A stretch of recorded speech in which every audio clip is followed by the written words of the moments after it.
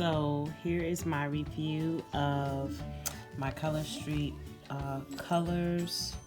I've had these on for about 2 weeks now, and you can see how they've grown out and everything, and polish is still intact. It's just that my nail grew.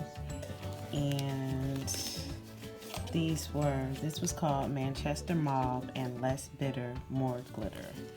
So these were the two I used, and these are my leftover strips. So I have a video coming soon on how to preserve them as well.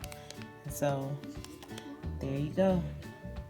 This is 2 weeks of polish, and I'm about to remove them. So I just want to give a little bit of review about my Colorstreet polish. These were 2 coats. All right, there you go. Be back soon. Have a good one.